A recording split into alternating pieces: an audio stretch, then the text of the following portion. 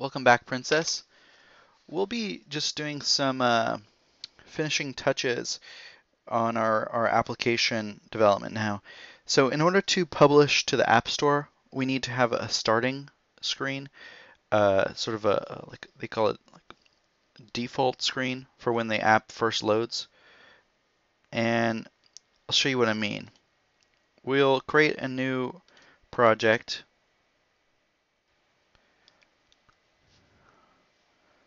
I'll go ahead and share my screen.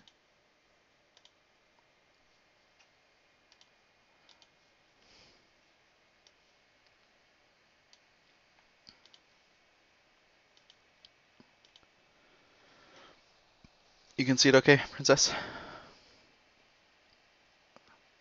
All right, so we'll choose for our template on our project the master detail application. And we'll just say create start image. And we'll just use iPhone. We won't use storyboards on this one.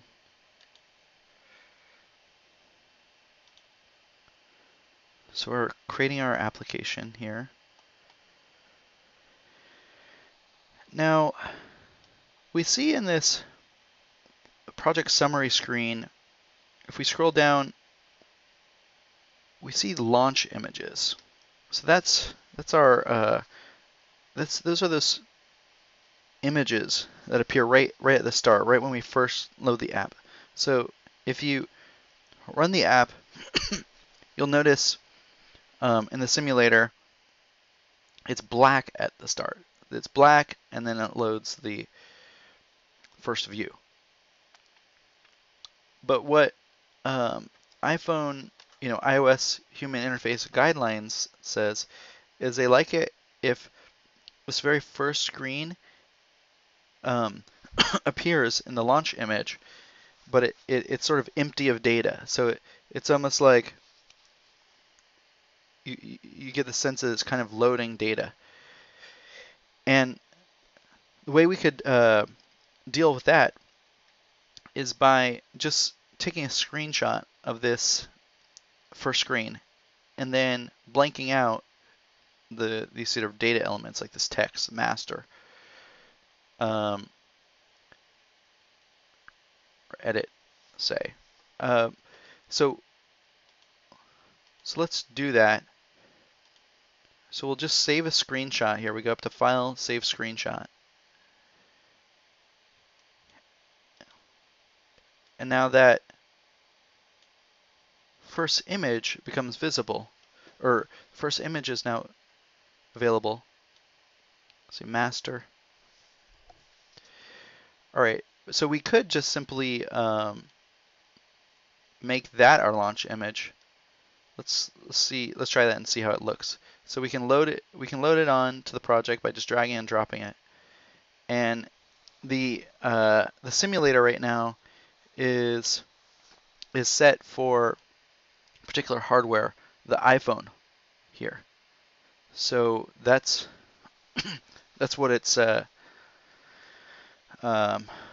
set to. But we also need to have Retina 3.5 or Retina 4 for it to be kind of fully complete. And we'll get to that in a minute. But let's run this, and we'll see how it looks. So let me start from the beginning. Okay.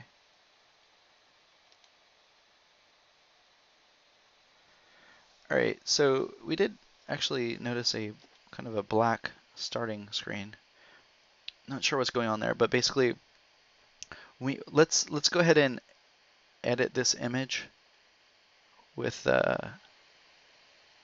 pixel mater.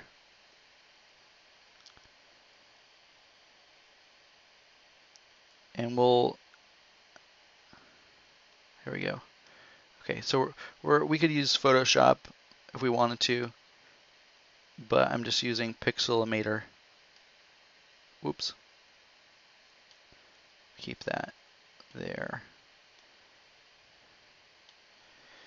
And you can download this software from the App Store, Mac App Store. So I just zoomed in a bit. And we will copy this kind of side area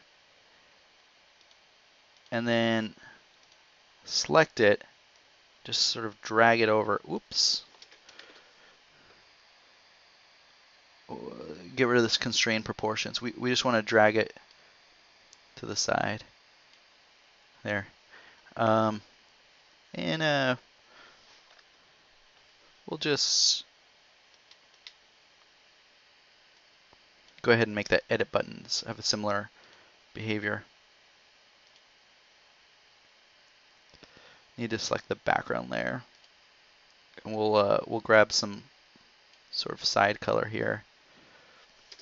And then I'm in that last operation I had done copy and paste. We automatically get this new layer. And we select it like that. Now we want to start, not sure how to do this in a kind of a good way, but remove that constrained proportions and then drag it over to sort of mask it. I don't know if it did that well. Yeah, it's fine. So now we have this sort of blank looking starting sort of launch image. So we'll export that as a PNG.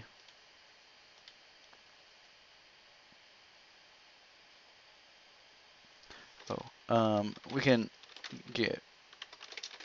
give it any name we want because I think it'll rename it properly in our project here. So this is the image. I'll just open it up in preview. Okay, it's looking good. That's that launch image. So let's drag it onto the project. Replace the other one. Okay, there. It just replaced that initial one, and now it's sort of blank first view. Let's see what it did.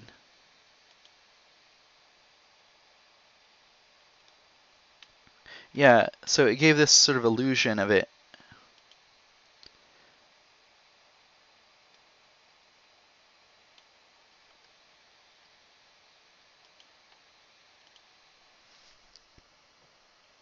Yeah, it gives this illusion of it being an empty initial view and then the text loading up. So that's nice. And we could do a similar process with the other screen versions like this. So we just changed it to Retina 3.5. And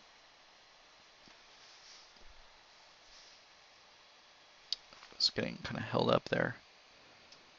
Not sure what's going on there. I'll just start it up again. Okay, here we go. That's a bit big. I'll just scale it. Oops.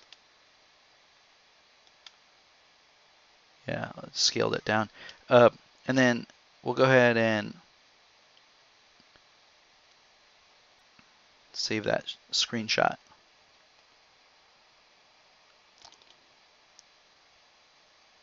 And there we have, see it's larger, more pixels to deal with. And we could, do a similar process of editing that image. I think you get the idea. I'll go ahead and change it to the other Retina so you'll see device.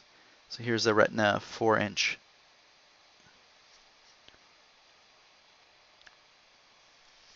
So it again is changing it to a larger screen.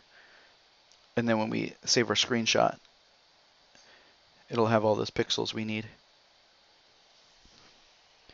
Maybe we need to run it in the simulator again, officially.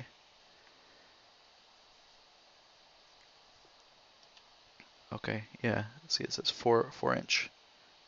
And then we go to File, Save Screenshot.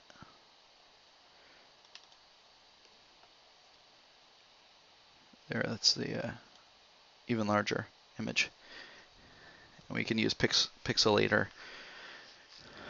to mask out this text. All right, so that finishes up the section.